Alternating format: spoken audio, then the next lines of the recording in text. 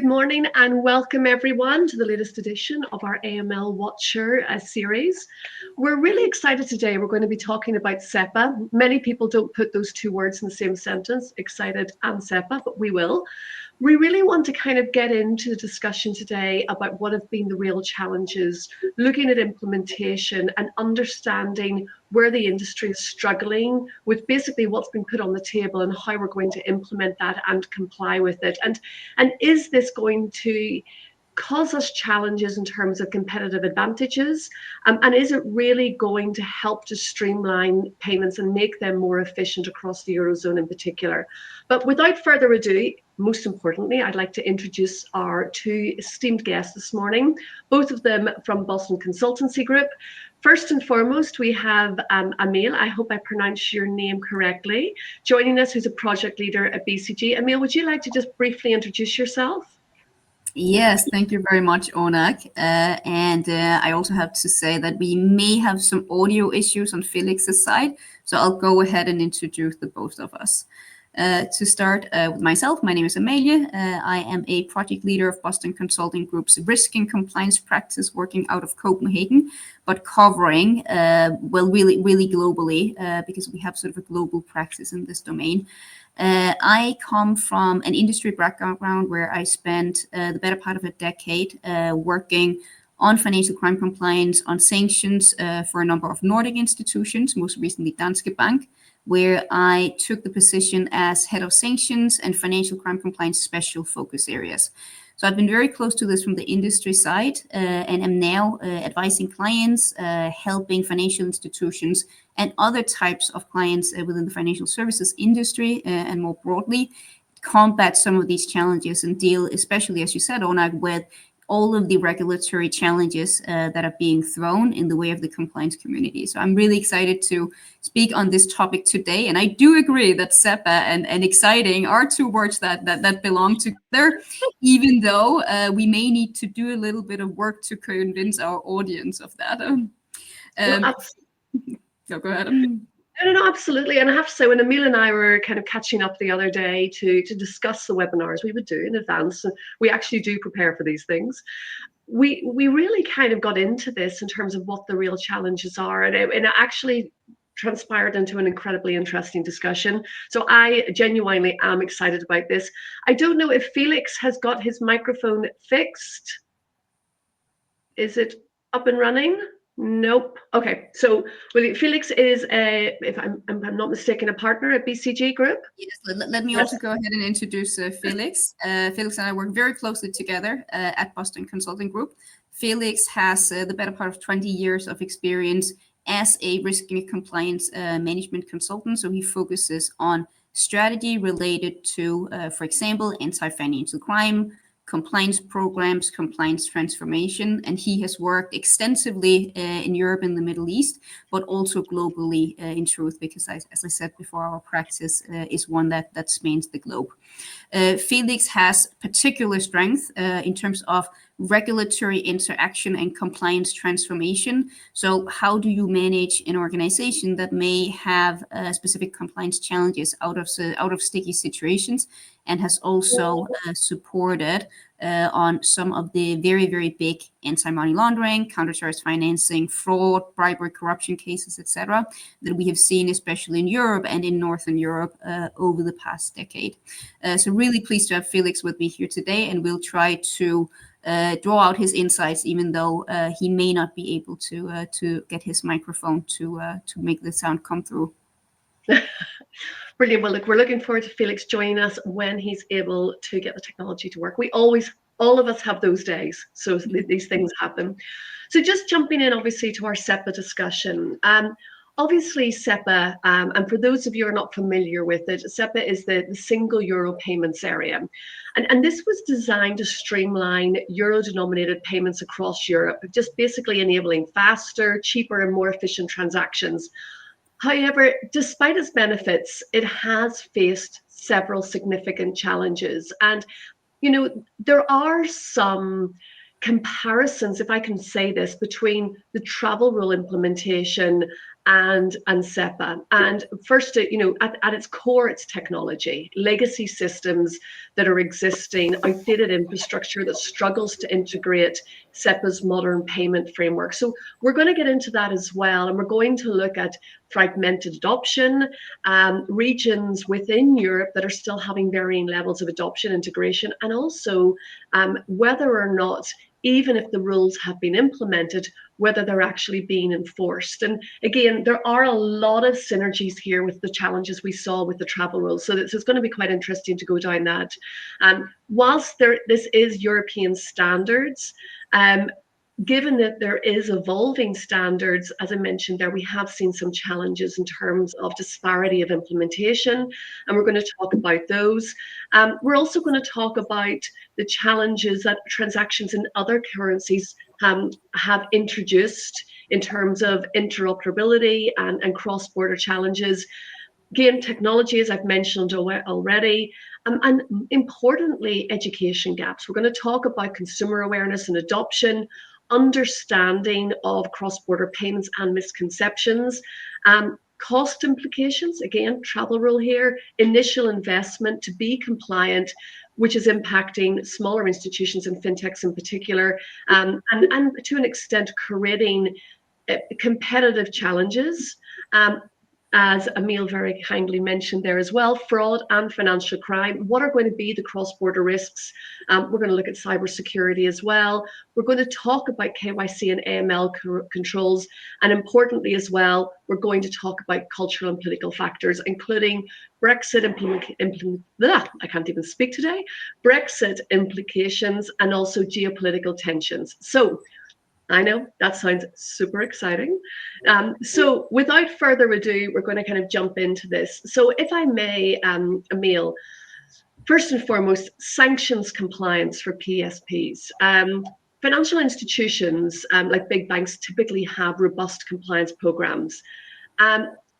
Before we jump into kind of the real challenges here, do you think that PSPs, regardless of size, are able to develop the similar programs that we're seeing in larger banks to ensure that they're compliant with sanction screening requirements? And do you want to maybe just talk as well about how that links back to the challenges that we've seen with SEPA implementation?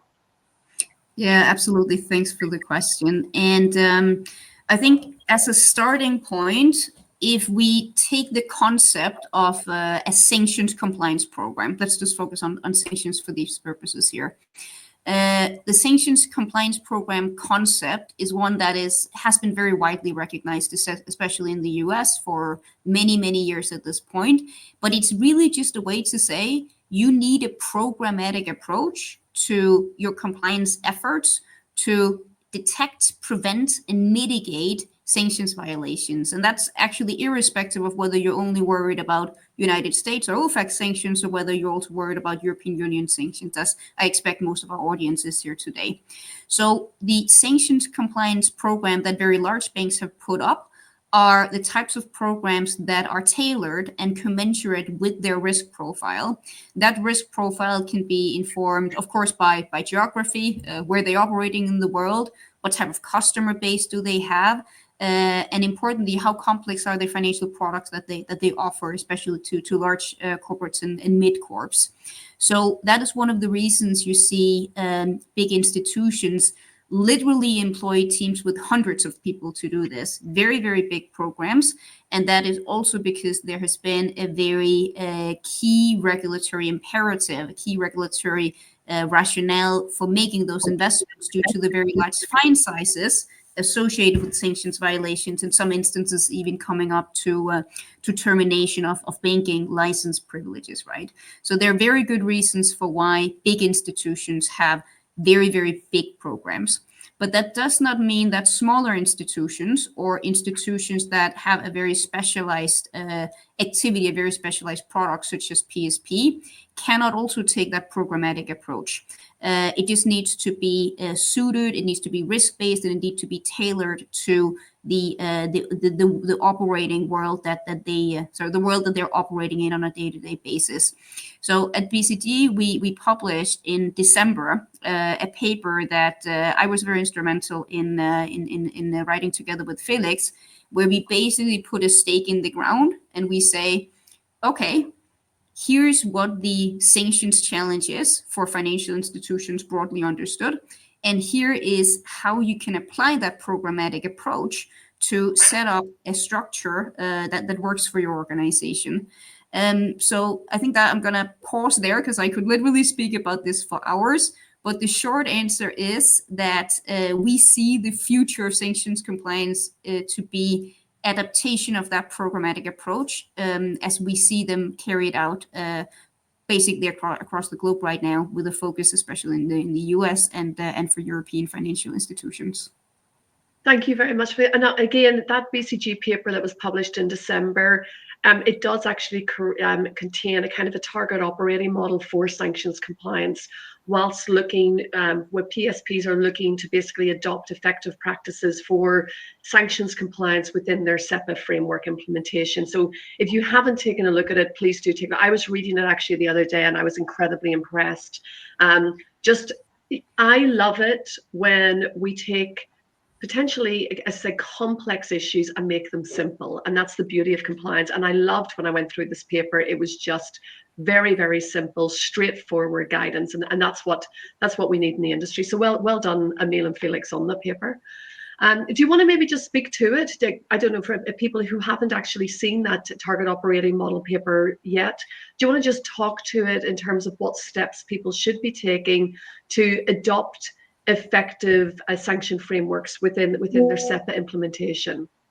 Yeah, absolutely. And this exact point is something we dedicated quite a lot of sections in the paper to carry out, because we talk a lot about what's the plain space, where the challenge is coming from, what can a target operating model or sanctions compliance program look like for a big bank. That's a very comprehensive model we present in there.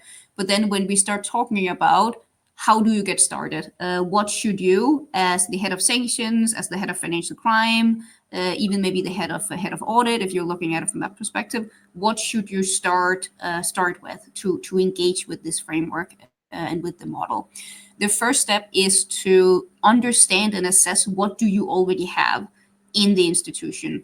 Do you already have some basic screening going on? Do you have a specific sanctions risk assessment?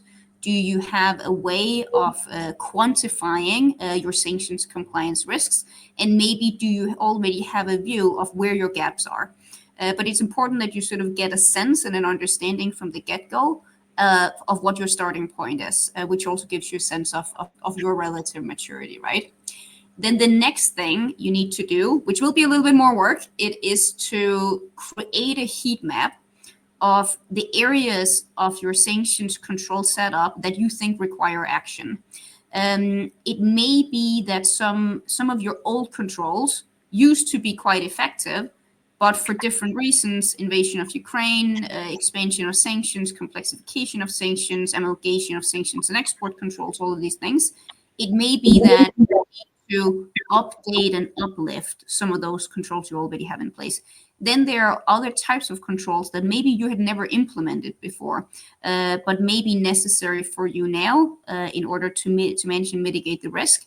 And you need to have a sense of which of these problems is my biggest problem, which is going to hit me first, and how do I show that in sort of a heat map structure. That will help you to prioritize all of the control points where you have work to do, and also identify the critical interdependencies. The interdependencies is really important, and something we unfortunately often see institutions get wrong when they try to set up a transformation program or set up a sanctions compliance transformation program. They forget that some pieces need to be in place before you can do the more complex stuff. So I often like to think that the critical path, if you will, for uplifting and remediating a sanctions issue in your organization is to really start with the basics and build that critical path in your roadmap. The fourth point would then be to actually build that roadmap, build that implementation plan. Sometimes we see that a sanctions remediation can be a multi-year program, very big stuff. For other institutions that may not have as many things to fix, it can be as short as 12 weeks, 24 weeks, 36 weeks. We do a lot of that type of stuff at BCG to come in and do very, very targeted and very, very expedited remediation in situations like this. And then the final step would be to implement, and then very importantly, to assess, test, and repeat. One of the evergreens, I always want to say, from the regulatory side, especially these days, is that once you have put a sanctions control in place, you need to make sure that it's working. You cannot just buy a system and plug it into the wall and walk away. You really need to keep a continuous monitoring and oversight of both the efficiency and the effectiveness of that control system. And this is something I'll come back to, because the European Banking Authority also at the end of last week published some very specific guidance on what they expect here, that institutions will need to comply with by December of this year. But these are sort of the steps. And again, I would also be very happy if anybody in the audience is interested in going and reading the paper. And thanks so much for the kind words, Oonagh. That's very much appreciated. No. I said I wouldn't. I don't give these compliments lightly. No, it's a really great. No, I just love to see people doing good work, and it's really simple and to the point. And obviously, you mentioned there as well last week, we saw EBA released some new guidelines, and they also had released some guidelines back in November as well. One of the points that you just made there, Amalie, and it's so critical and important, is about continually improving and monitoring and understanding whether your program is supporting your developments in your business model as well. And we've actually seen over the past 18 months enforcement actions, in particular in the US. I think Coinbase was a very good example, who had enforcement actions taken with them because they implemented an AML program that didn't then mature as the business model and the product diversification matured. So to Amale's point in terms of, this isn't just a plug in and step away. This is something that you need to continually revisit.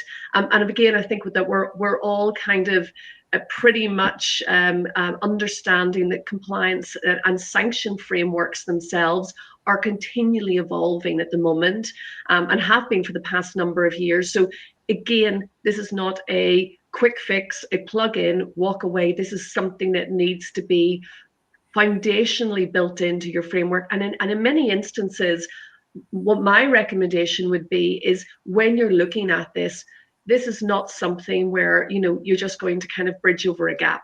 I would look holistically at your existing framework and your existing controls, and look at ways in which this can be implemented and streamline your controls as well. Too many times we're seeing people implementing requirements as add-ons. And unfortunately, if I may kind of put it in a crude way, you end up creating a noose for your own neck in those situations, because what you're doing is you're just adding and add-ons to a framework without really holistically understanding whether your framework is in its entirety supporting your business from a risk perspective. And that also requires us to revisit continually technology. Sorry, Amalie, I will get off my podium now and come down from that. May I ask again? I'm just sitting here nodding because I actually agree with you. And if I may add a comment there, sometimes one of the things we have to emphasize again and again is that the short-term solution may seem like the most expedient, but you're going to ingest some downstream effects and downstream risks into your compliance, your sanctions compliance operation, as it were, if you don't think about it. So yeah, I fully agree. Sorry, go ahead again. Without being cheesy, I always talk about compliance controls as like a game of chess. You're always having to think 2 steps ahead. And that's why now, especially as I mentioned, technology, now more than ever, we need to be much more holistic. And again, data is going to be our saving grace, ultimately, as we future-proof our organizations. And very, very importantly, when implementing, especially the sanction screening requirements, you're going to really need to understand where your data sources are coming from, that you're going to want to be screening. Like what information within payments do you really need to focus on, especially with the changing ways in which people are not just conducting activities in business and complex networks that are being implemented, but also ways in which people's businesses are operating is changing as a result. If I actually may just ask in that as well, one of the things that I get a lot of questions around is about US sanction compliance. And obviously, since SEPA transactions are processed in euros, some questions have been like, is there less pressure to comply with US and OFAC sanctions? And we're actually, in some instances, we're seeing organizations trying to ring fence business activities so that and systems, so that there isn't that US person nexus. Could you maybe just speak to that about compliance with EU and US sanctions, and just talk a little bit what you're seeing in the market as well and the challenges there? Yes, very happy to. And this is a topic that I have spent a disproportionate amount of my time thinking about, managing, structuring, trying to shepherd and guide organizations through. But I think for the purposes of today, I'll focus on the transaction question, because this has most sort of SEPA relevance, right? But the core question is, if I'm a Europe-based or an EU-based PSP, do I need to only worry about European Union sanctions, or do I also need to worry about US sanctions and also other sanctions regimes, for example, coming from the UK? And my answer to this has always been that it is, as a default, easier to set your compliance standards to follow European Union, UK, and US sanctions. That does not mean that you're going to be legally prohibited from carrying out large swathes of transactions that would be prohibited in the US, but allowed in the EU. It's just that it's not the smart risk decision to make. Why is it not the smart risk decision to make? Well, because of the concept of US secondary sanctions, which we can speak a lot about, but I think the audience already knows what that entails when I say the word secondary sanctions and the potential implications. And I'm not sure how much time we have today either. Yeah, exactly. So let's say that. Let's put that aside.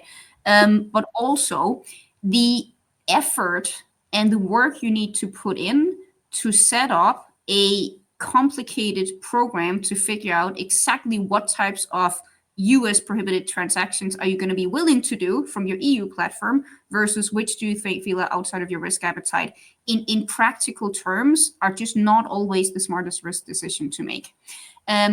So what we see is that most institutions have a pretty broad sanctions policy where they follow, these are big financial institutions, where they roughly follow those three regimes, US, EU, and UK, and national sanctions as applicable, right? And then you need very, very good reasons to diverge from that. I think that there are some institutions that set up these fairly complex exception processes and decision matrices to consider fringe cases and outlier cases, etc. But I also think that in a lot of cases it's frankly more work than it's worth. This will be a risk appetite decision at the end of the day for the organization. You can make your own decisions as long as you operate within the realm of legal permissibility, right? But the starting point, from my perspective, should always be to comply. Yeah, I have to say, from my perspective, I think it's a very dangerous territory to try and create the kind of these carve-outs, because unfortunately there always will be a ball that's dropped, and unfortunately in those situations you don't want the enforcement action that's going to come your way. And exactly. One of the things as well, and again, I don't want to kind of go off on a kind of off-piste, so to speak, in terms of the discussion, but one of the things I'm actually quite interested in, and then maybe this was more a question for Felix, and I don't know if you want to pick it up, and if not to worry. I've actually seen as well, and I talked around the carve-out where some institutions are trying to ring-fence certain activities so that they don't have sanction applicability on those business operations and kind of US person definitions.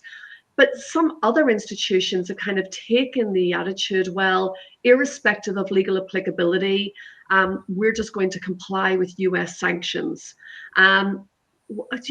again, whether this will continue in terms of, we've seen a lot of alignment in US and EU sanctions previously in terms of sanctions. Whether this is now going to continue under the Trump administration remains to be seen. But to that kind of standpoint, there's two extremes. One, we're going to carve out, ring fence the business model to prevent US person applicability. So we're not going to be complying with US sanction regimes. Or on the other hand, irrespective of applicability, we're just going to comply. What are your thoughts there? Where do you stand in that? And if you don't want to answer, please also. No, I'm happy to offer some examples here and also touch on one of the points you mentioned on EU-US convergence, right? So to take all of us back to the Iran nuclear deal and JCPOA, what happened in the first Trump presidency is that the US withdrew from the Iran nuclear deal, which had the effect of the effect, maybe not the effect, but certainly the intention of lifting US secondary sanctions on Iran, at least some of them, to entice industry to start re-engaging with Iran. And then when Trump pulled out, the secondary sanctions were reimposed, and the EU reacted very, very strongly to this, because from the European perspective, there were very good reasons for keeping the Iran nuclear deal alive. So the EU adopted what was known at the time, or still known as the EU blocking statute. The EU blocking statute had some prohibitive dimensions in terms of European financial institutions' ability to comply with specific areas of United States, Iran, and Cuba sanctions. I think I'm not going to offend anybody when I say that most financial institutions, most big financial institutions, sort of did not really want to let the EU blocking statute prevent them from making risk decisions in relation to their Iran business. So even after the adoption of the EU blocking statute, we still saw largely a non-engagement, a zero risk tolerance for transactions and business involving Iran by European banks, right? Then we get the Biden administration, and we see the Russian invasion of Ukraine, and we have the US and EU coming much, much closer to each other in terms of sanctions compliance policy, or the sanctions policy and the underlying foreign policy objectives of the two countries. And then the whole discussion went away. And for the last 2-3 years, the sense has been that now we are moving in conjunction. And by complying with one regime, you're also complying with the other. So that's been much easier. To your point, the question is, what's going to happen in the new Trump administration? I'm happy to offer sort of the view from my crystal ball. And the good things about making predictions is that you can always be proven wrong at the end of the day. But I do think that we will see much less convergence of US and EU sanctions policy over the next 4 years. And it will be very interesting to see how the industry adapts to that. And if we do start seeing, to take it back to your point, more carve-out business where European institutions are going to be willing to engage in business that the US under the Trump presidency has flagged as being prohibited or imposed restrictions on. Mic drop. If I can say, Amalie, that was quite possibly the most eloquent and straightforward explanation of the US sanction regime over the past number of years. Thank you very much for that. Like, that was, if anybody kind of wants a lesson in terms of, US sanction development in the past, 8 years, I think you just got it. Thank you very, very much, Amalie. That was absolutely brilliant. And so let's talk then about cross-border payments. So we've talked a lot now about, implementing sanction screening requirements within your kind of your SEPA implementation and your risk controls. We've talked about US and EU sanction regimes. Now, obviously, cross-border transactions, they are representing unique challenges. What are the key obstacles for EU restrictive measures in these scenarios? I know this was a question that Felix was looking at, but I don't know if you want to kind of touch on it, Amalie. Yes, let me pretend for a moment that I'm Felix and share with you some of the discussion points him and I had coming into the call. And again, many apologies for the technical difficulties here. But I mean, we see generally that there are very good reasons for adopting the SEPA instant payment regulation, because cross-border payments, it has been a little bit of a everybody was a price taker essentially. You paid quite significant markups on the transactions, and they also took days to settle. So there was a lot of friction in the process. The transactions were complex, they were slow, they were super expensive, and all the idea with the SEPA instant payments, is to remove all of that friction and really increase the mobility and capital velocity. This is a very good development, and the instant payment regulation that entered into force in April 2024 now is coming into force, because the first set of obligations for PSPs will apply as of 9th of January this year. So I expect that many of in our audience are actually involved in ensuring that those provisions can be complied with. I think that when it comes to sanctions, the question fundamentally is unresolved. And it will be extremely difficult for many institutions in the years to come to figure out how they're going to come down on this. And I'm happy to expand on this with some of the specific challenges that both PSPs but also financial institutions face. But just want to pause there, Oonagh, and ask whether does that make sense to you? Do you also see that this is going to be problematic? No, absolutely. I'm just conscious as well of the fact that there are a lot of dates within implementation here in terms of, as you mentioned, the instant payments regulation entered into force in April of last year, and the first set of obligations are applicable as of, as you rightly said, the 9th of January. And then obviously on the sanctions side, we actually seen the guidelines applying from December of this year. I'm actually just thinking as we're talking through this, it may be useful for us to kind of publish a timeline just for people that are listening today, and maybe we can share that after the meeting or after the webinar. As I'm just kind of thinking logically, there's lots of different timelines here, just to make sure that everybody's aware of which is the active date for implementation. Although the advice is you should get this implemented as early as possible. You don't want, this is not a pip for the post.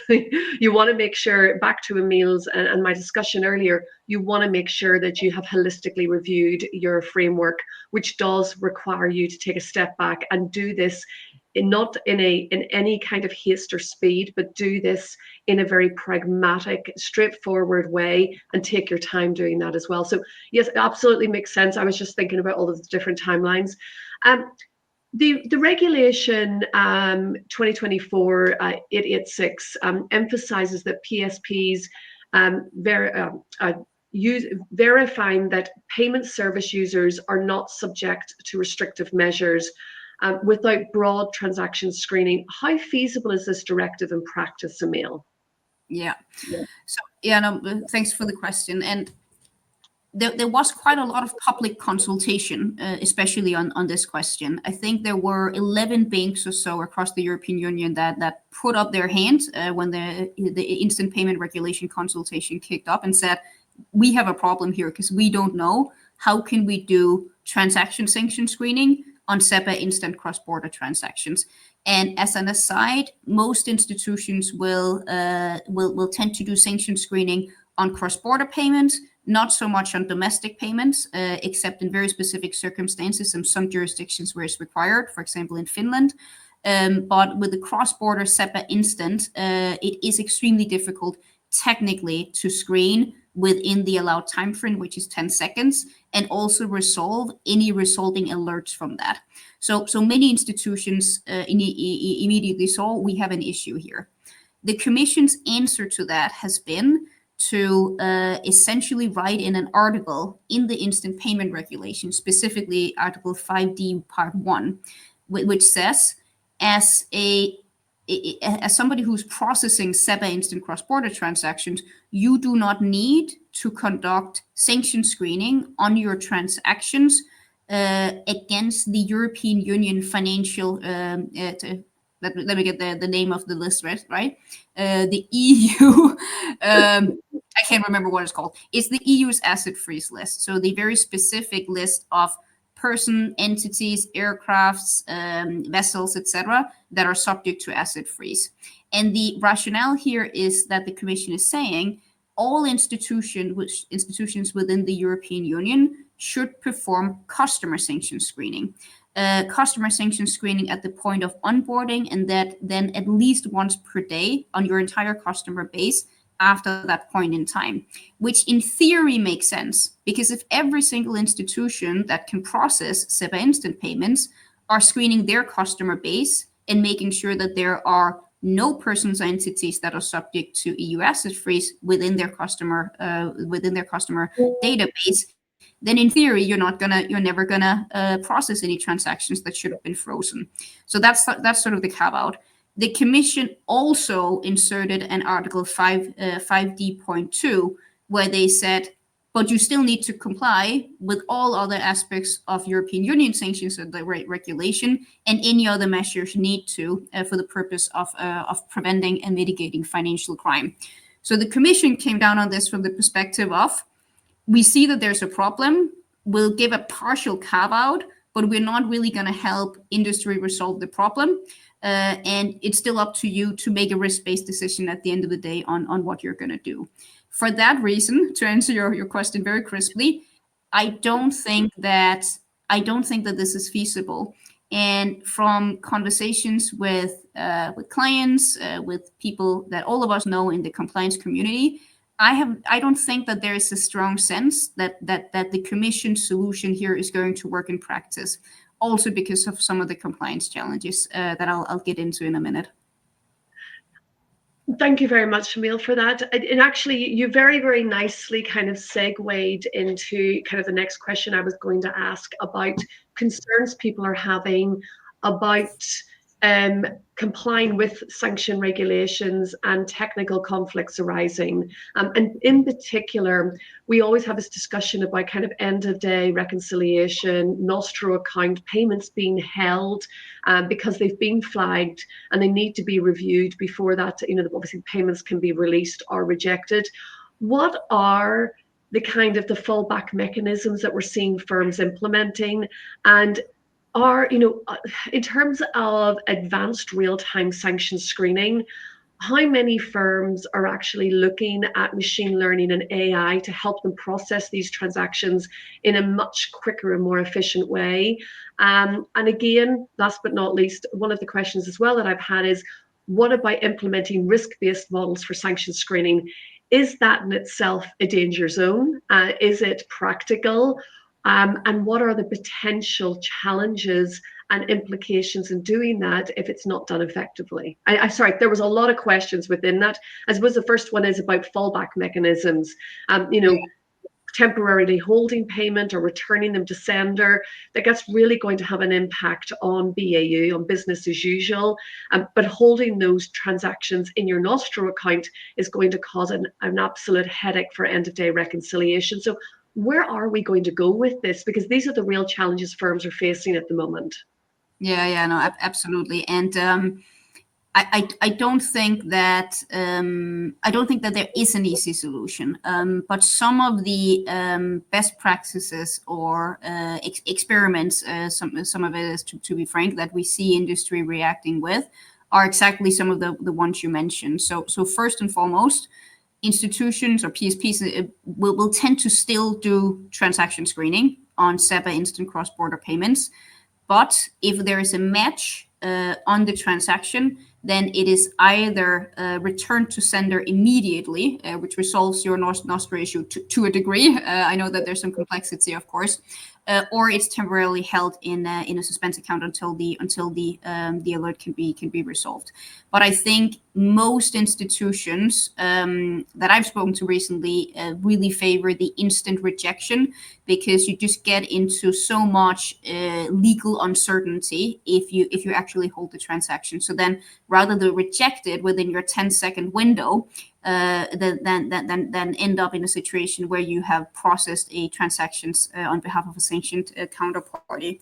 And this comes back to one of the points I mentioned before, which is why might an EU PSP still want to do sanction screening?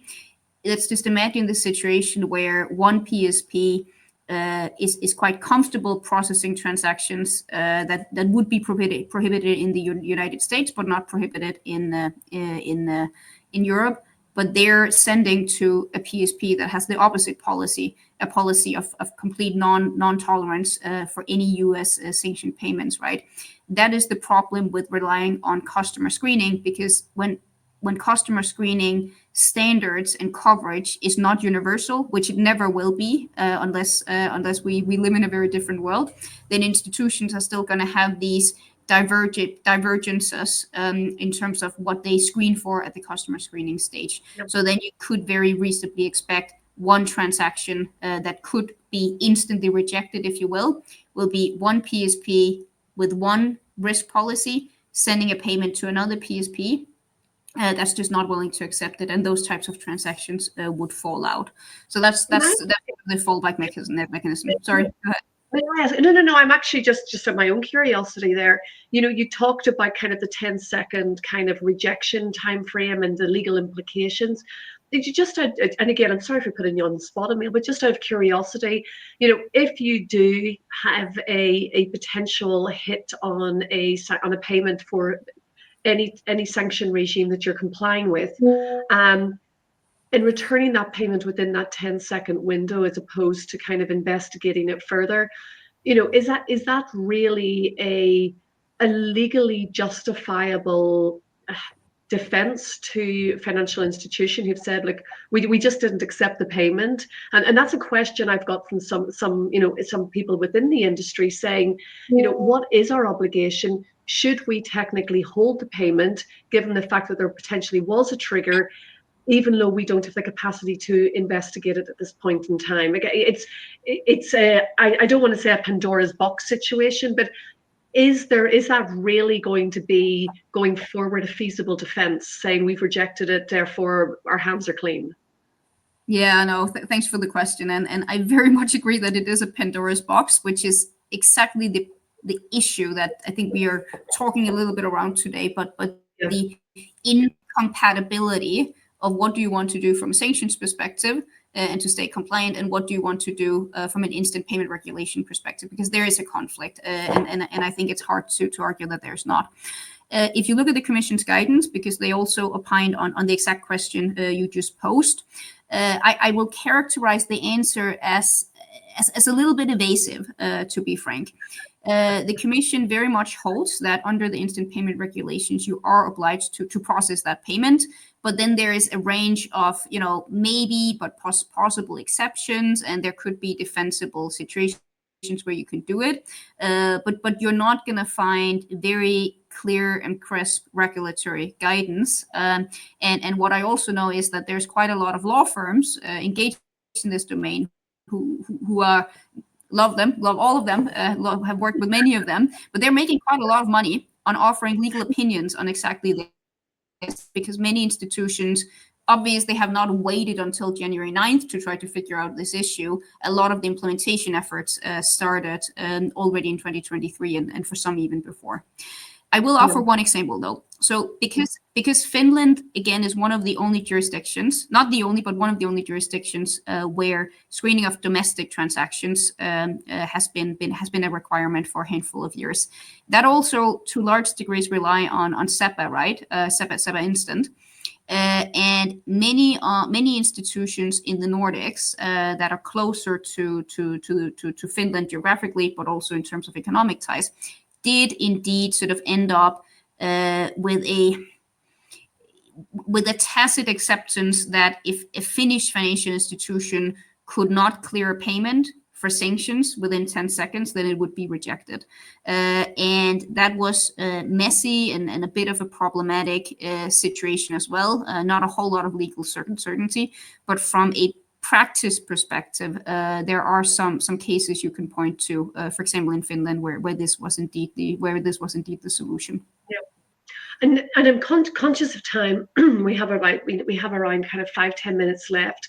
I really, really want to jump into technology and screening solutions, and I did kind of allude to that as well, just with the very kind of packed question I asked you kind of before we jumped into this discussion, was about real-time sanctions screening using machine learning and other AI functionalities and capabilities to process transactions. Again, larger firms, smaller firms, from what I've been seeing in the market, it's irrespective of the size of the organization, their ability to implement advanced technology is actually going back to their existing core banking system and their technology advancements within their risk frameworks. But when obviously PSPs are required to conduct daily screening against EU restrictive measures, how crucial are you seeing it now in the market that technology is being adopted that is advanced to help with minimizing false positives and false negatives? Yeah, it's absolutely critical. It's absolutely crucial. So we all know that there is cost pressure on compliance in general. There are many reasons for that, and some of them just frankly have to do with us needing to deal with the much larger volumes of potential false positives and also true positives. Let's be frank. There's a lot more stuff. There's a lot more true positives around than there used to be. I think we published something. We had something in our paper from December on this, and based on our data, the match rate in sanction screening, so that's both for customer screening and for transaction screening, increased somewhere between 4 to 7%, depending on exactly how you do the count.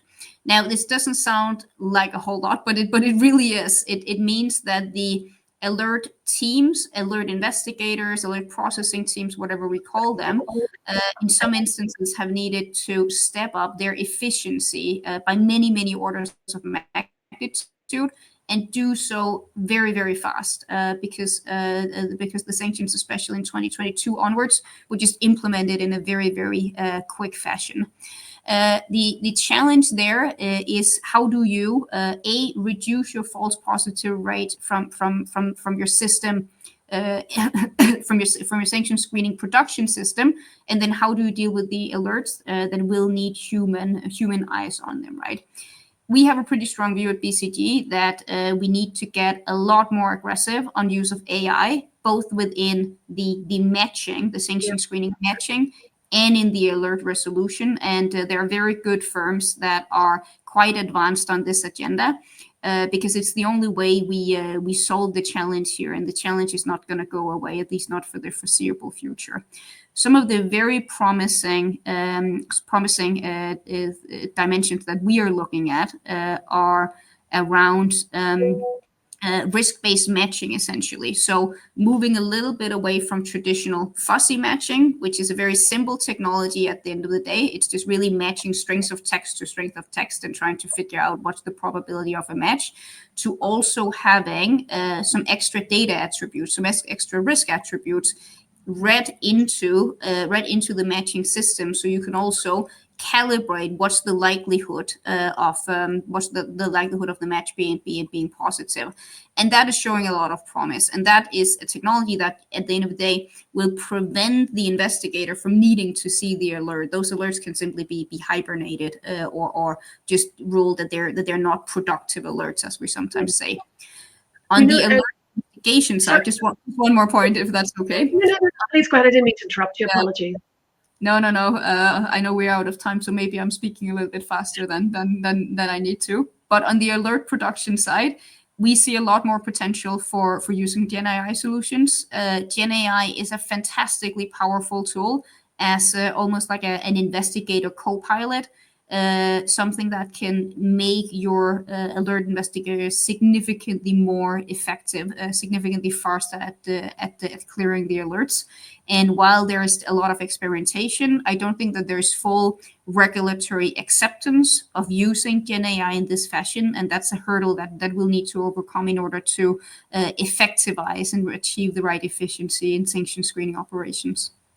I absolutely agree with you. I actually just wanted to add to what you were saying there was, gone are the days where we're simply just screening against names. And that is where we really, and again, we could do an entire other webinar on this, and actually probably quite an interesting one. And again, and this was something that you had actually talked about, where Caron, a sanctions intelligence firm, said that 30% of companies that are owned or controlled by sanctioned entities are 3 or more degrees removed from the sanctioned parent. So, now when you're looking at, reviewing transactions, this is not a simple name match exercise anymore. This is much more about understanding the entities, understanding how those entities are connected to other parties.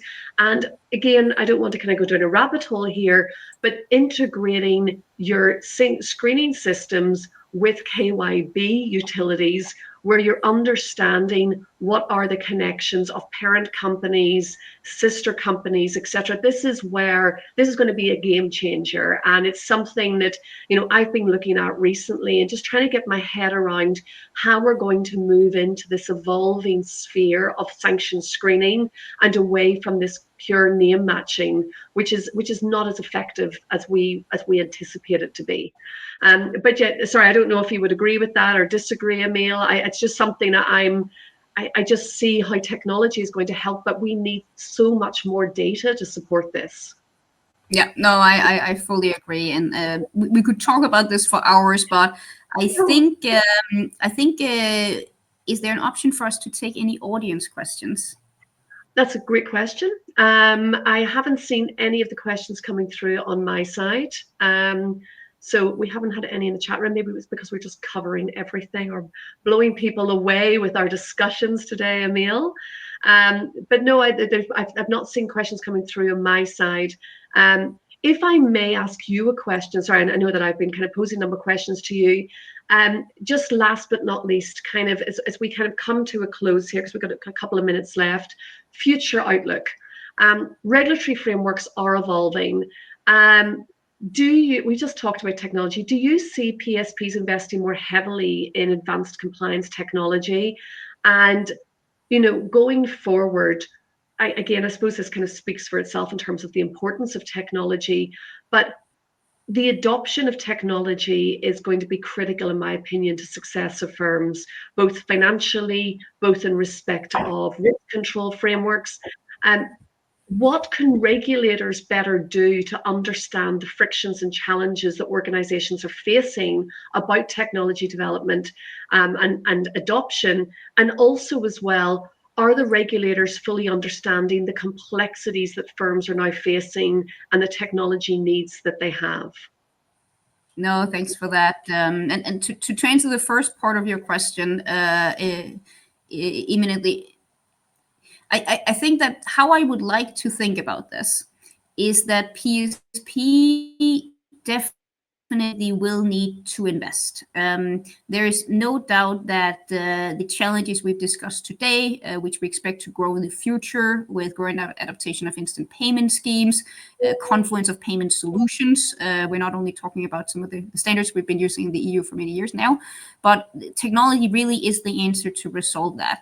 But you invest in technology to have a lower tap down the line. So sometimes compliance is viewed essentially as a cost center. And for this dimension, I really don't think it is. I really think that it is the business enabler that will allow you to safely, consistently, in a scalable way, process instant payments in the future and operate in a much more complex payment market, right? So you need to view the investment as basically an investment in your future capabilities. And if you think about it from the perspective of the sanctions compliance program that we started this conversation with, going through that exercise is exactly what will allow you to see what am I going to need to invest in from the perspective of having a programmatic approach to my sanctions compliance and my sanctions control setup. The second part of your question on collaboration between regulators, financial institutions, and PSPs, I guess I have offered some comments in this webinar that indicate that I'm not super impressed with the level of regulatory engagement, specifically between the European Banking Authority and the Commission when it comes to instant payments. And I think that is unfortunately a reality that it doesn't have an immediate solution. But the only answer I can think of to avoid those situations in the future, provide better guidance to make sure that that industry's voices are heard on the regulatory side, is by engaging more. More engagement, more knowledge sharing, development of common standards, getting the regulators onto the technology agenda, getting them more involved in those discussions, has to be the answer.